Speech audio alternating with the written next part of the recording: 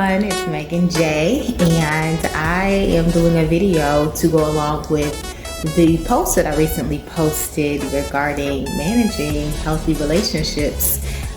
Week 2, we're going to talk about romantic relationships this week, and I gave you 10 things, just basic things to help you maintain healthy relationships. And because I believe in short videos, I know your attention spans are short, I'm just going to cut it in half, and this video is going to be the top 5, and then I'll do another video and post later on this week with the remaining 5. So I'm just going to go in depth a little bit more about some of the things that I posted, to give you some examples just so you can have a better connection with some of the things that I said. And if you have any questions, or if there's additional things that you want information on, feel free to send me a message or an inbox, or if you have questions, and I can try to answer them at some point. So the first thing that was on the list of the top 10, the first thing that I listed, you have to know yourself, and you have to be in a healthy place first before you should even be in a relationship. Before you can show up in a healthy way, you can't expect your partner to be healthy if you're not healthy yourself. So if that includes going to counseling, if that includes spending time reflecting, self-awareness, go on a self-reflection journey, that's what that may look like. If you just got out of a relationship, if you just got out of a marriage, you're not ready to hop into a relationship. And the reason why, that is an experience. And unless you can't fully process through something unless you're out of it. So if you literally just broke up, you need to take some time to process through that whole entire experience so that you can be in a healthy way and not have extra baggage as you go into this new relationship. So I'm not trying to tell you, hey, you didn't process, but it's unrealistic that you fully processed on a level of with some depth if it happened yesterday and you're in a new relationship today. That's just not realistic. So make sure that you are in a healthy place. Make sure that you are whole yourself so that you can show up in a relationship and be whole, and you're not dependent on that person to satisfy a need or a void that you should fulfill on your own. And this could be for validation, this could be for love, this could be, the list can go on, but check in with yourself, see where you're at, and when you feel like you're in a healthy place and you had a chance to experience that deep work, then, go on in and get in a relationship. All right, so the next thing is giving and receiving. And I spoke about that recently about, I think I posted something about being selfish. If you're going to be in a relationship and you are in a selfish place, I recommend that you hold off before you even get into a relationship. Because if you're selfish, relationships about giving and receiving. It's not about always receiving. It's not about always giving. It's about 50-50 both ways. So if you find that you're always giving, or if you find that you're always receiving and you're not getting the other end or doing the other end, then that relationship is not balanced. Again, if you're in a place where you give and you're not receptive to receiving, you need to go back to square one and work on yourself individually, because there's something there that you probably need to work through. On the same end of the stick, or opposite end of the stick, if you are somebody that you're always looking to receive and you're not signing up to giving, then that's something, again, you need to go back to square one. It's fine if you want to be selfish. Just don't expect to be in a relationship with somebody, because it's not going to be a healthy relationship long term. And it may last, but it may not be healthy. The third thing, spend some time, again, self-reflecting, knowing yourself, knowing your needs. And once you know your needs, you should be able to communicate it to your partner. Your partner is not a mind reader. They do not know your needs all the time, and your needs change depending on what you have going on in life. So you could have had a need 10 years later, that needs change. So you have to be in touch with yourself to know when your needs change, and you should be able to communicate that with your partner so that they can say, oh, okay, she needs her space at least once a week.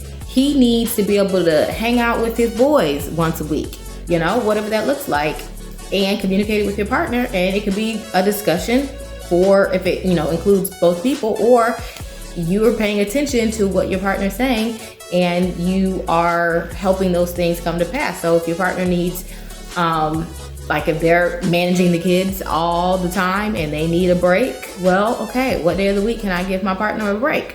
So that's how that works. You have to be able to communicate your needs. And on the other end, this is number 4, you have to be in a place where you are understanding the needs of your partner and making a choice to implement those things. So I always, whenever I do couples work, I always mention the love language test. And a lot of times my couples say, oh yeah, we took that test. And I tell them, okay, go back, take it again, because your needs change. And in order for you to really have an understanding of it, I think the love language test is awesome, because people are accustomed to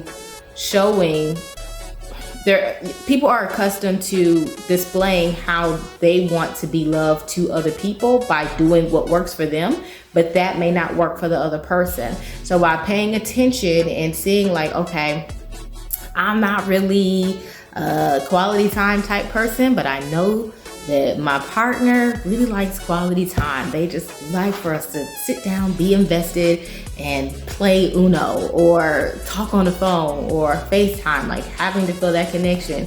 Well, it may not be something that you're accustomed to, and it may not be something that you're great at, but putting an effort into that shows the other person like, hey, they really care. They love me. They're speaking my love language. So that is number 4. For number 5, being intentional about time. Now, I guess you can technically use the last example that I just used with quality time, but I think just in general, in order to really develop a relationship and get to know one another and grow and be on the same page, you're gonna have to take time to do that. You cannot not have communication or time that's invested within that relationship and expect it to not go anywhere. Like, in order for it to flourish, you're going to have to invest time. You're going to have to be intentional about showing up. So a lot of times, like most of us work throughout the week, we put our all into our work. And then when we come home with our partner, we're like, oh, I'm tired. I have all these things to do. I'm gonna put you on the back burner. Push you back even further, push you back. I'll get to you when I can. Well, that only pushes you guys farther apart. So if you guys have a packed, busy schedule, you're gonna have to be intentional about making time for one another. So if that's date night Thursdays, if that's date night Fridays, or every other week, or whatever that looks like, you have to be intentional about spending time learning one another, growing, and pushing each other to go to that next level within that relationship. Otherwise, it gets stale, it dies. You're changing and evolving to another person, they're evolving to another person, and you guys are not doing it together because you're not being intentional about spending time together. At the end of the day, you will always have a to-do list. You will always have things to do. Everybody's always going to need something. But if you don't make time for one another, if you're not intentional about it, time will keep going, the days will keep going, the months, the years, and you will look up and you will be in 2 different places. And we don't want that to happen. So in order to decrease those occurrences, just be intentional. And I do realize, when kids are factored in, it can make it a little bit more challenging. But again, find a day that you can put each other first and make it happen. And I guarantee the more that you start to do this consistently, it becomes a lifestyle and a routine, and it can do nothing but add to your relationship. All right, so I hope those 5 things that I went through were helpful.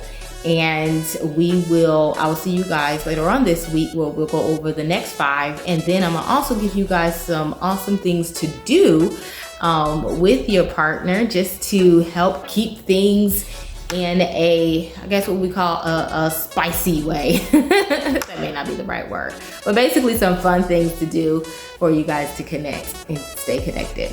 All right, so I look forward to seeing you guys later on this week, and have a blessed day. Take care. Bye-bye.